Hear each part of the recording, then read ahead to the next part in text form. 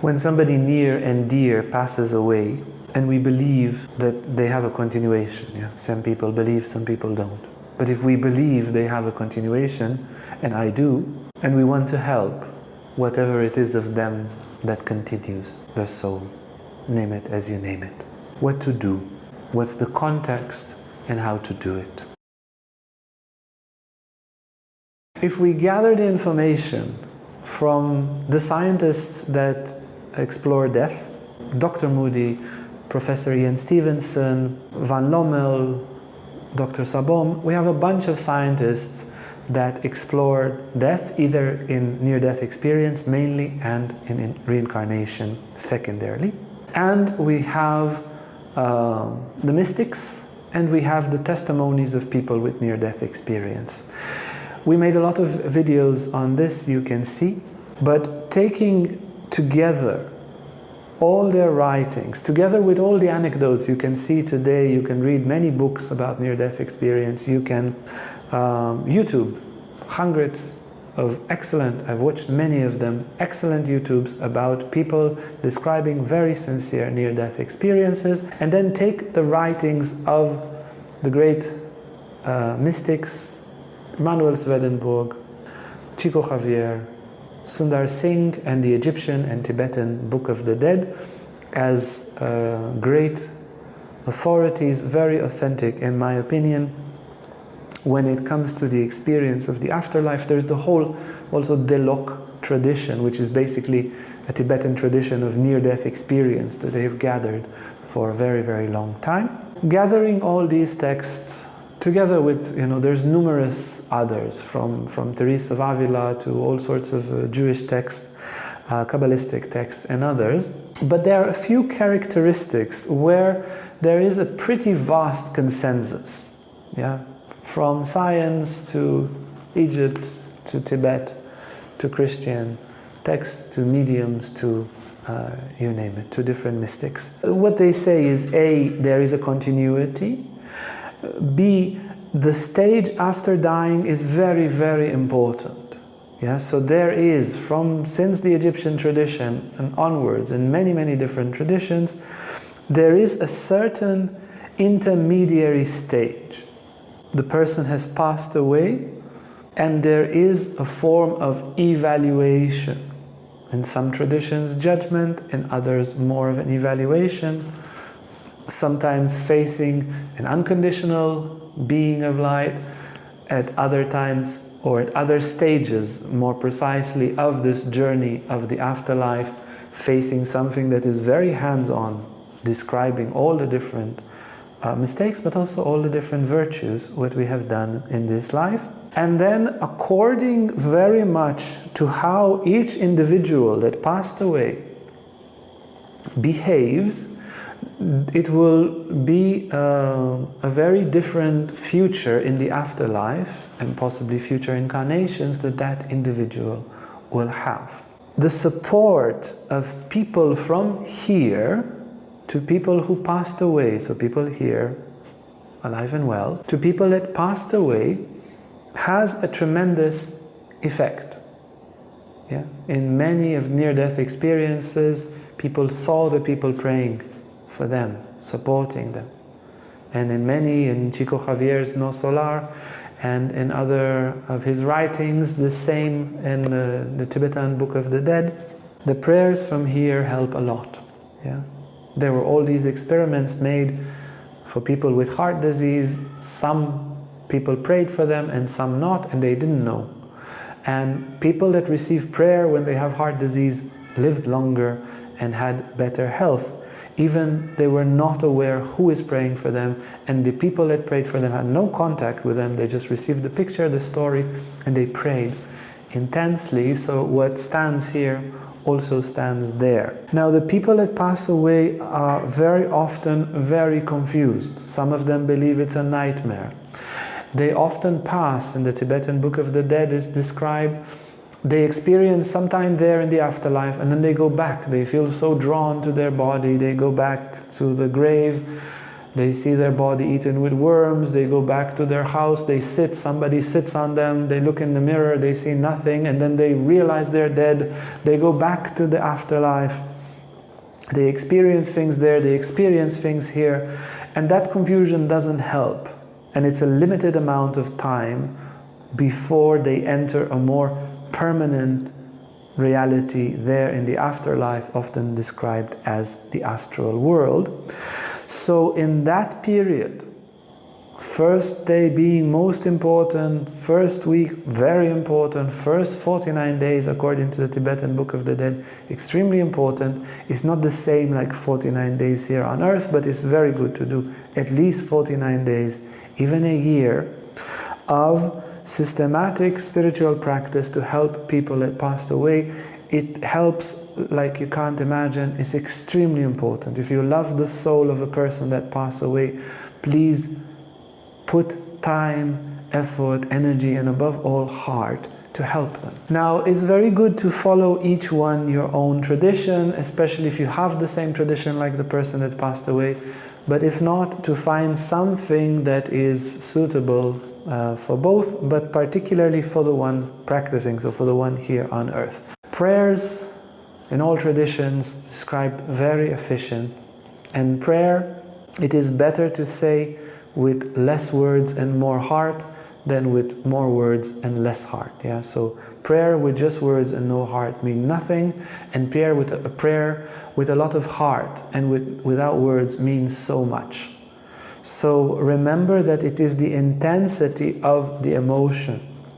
Do you love that person that passed away? Well, invest that love in prayer. Make the sky shake with your prayer. Force all divine forces and angels and God. Force them to help that person. It's sweet. Do it with all your heart. Don't let go until you receive grace for that person. A practice that is also very efficient is lighting of candles. The more candles, the better. 1 candle, already good. 7 candles, much better. In my tradition, the Jewish tradition, where I grew up, at least the tradition I grew up in, very often for a year you would light candles for the deceased. I remember with my grandmother. Now they have this thing, you just plug it in and it's like a symbolic candle. You leave it there for a year, but it's much better with physical candles. 7 candles good, even 49 candles, 100 candles, 14 candles. It's good to put them in a circle if possible. If there are 7, make sure you don't burn your house when you do it. You can put it with a little bit of water. I've seen a lot of places burn, so please be attentive. Tea light candles are normally the safest. And then to make like an offering, a consecration of the candles, each one to whatever supreme force we believe in. Light the candles and set an intention that the light of these candles, or in the formula of consecration, that the light of the candles will be alchemized from a physical light to a spiritual light to attract grace, compassion, love, support, spiritual light for the person that passed away. And after lighting the candles and saying whatever invocation with a lot of heart, an invocation that includes these elements that I mentioned, but you can write it in your own words, but with intensity, with heart, meditate on the candles, at least for a short while, at least for a few minutes, until it is embedded in our hearts, the light of the candles. Because the magic happens in consciousness. Yeah? The outer candles need to enter our consciousness, and that's where the magic happens. And then you keep the candles until they burn fully. And if you come back and one of them didn't burn fully, you light it again and light it again until it burns fully. By no means do not throw, they are ritualistic candles, do not throw them after they are half burned. It's very important. There is the art of blessing. There's one that we practice in our school, is very good. There are others from other tradition. It's also very good for people who know that. In the Tibetan tradition, there is the technique of Powa for helping the dead. It activates a certain point above the head and the consciousness projects where the person is, and there's a whole procedure of helping. We teach it in our weekly yoga course, but a little bit in the later years. You need quite some preparation to do Powa, but I'm sure if you know Powa, you also know its importance. It's important to think good thoughts about them and to let go and to let them go. It's not a proof of love if you are attached. It's not a proof of love if you hold on to their spirit. Their spirit needs to let go of this world. You need to make it easy for them. In the Tibetan Book of the Dead, when the Lama comes to read, he tells all the people, you send the person away. Very often they are not allowed next to the body, so that the spirit can go. You don't want to stay, and you don't want them to stay stuck back and forth, halfway in, halfway out. They lived, and now they are no longer on this earth. Their life is somewhere else. And the faster they let go and move on, the better. Which doesn't mean you will not meet later on. But it's very important to let go now, release them. If you hold on and they are very receptive to us holding on to them, they might stay stuck, or their clarity and willingness to rise will be compromised. So letting go inwardly, lovingly. Of course, it doesn't mean that we renounce our love. Love intensely, by all means. Love without measure. Love and love and love, and express your love in spiritual actions for them. Any spiritual practice that you do. You can meditate and say, before the meditation, I intend that this meditation will bring spiritual light to that. You can do your yoga, your qigong. In some traditions, you offer a meal once or twice or 3 times to offer some life force energy to these people. It's also very possible, and it's good to do it with the traditional indicators, which are often very efficient when it comes to that, but you don't do that for a year. You do it a few times and then you let it go. So helping somebody that passed away is of tremendous importance. They don't have the ground and clarity often to make the right choices, and every choice that they make on the first day, on the third, on the fifth, on the 10th day after they pass away is extremely important.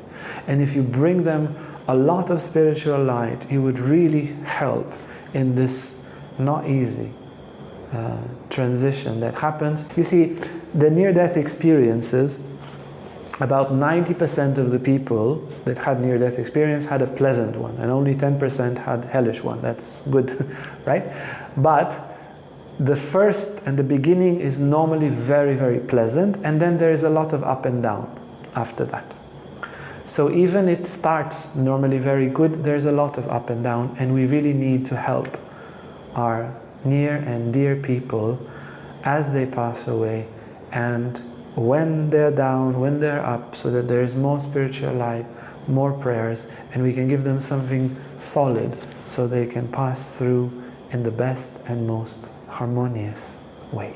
All these techniques I described in short. If you want to practice them and you want to know more details, then please by all means write in the comment and we can describe in more details. And also if there's any of these different teachings that you want to touch more about, then we can definitely speak more in the comments. If you like this video and want to learn more about Tantra, about yoga, about psychology, emotional healing, lives of saints and the scriptures, then hit the bell, like, subscribe, and you'll never miss an upload. Thank you so much.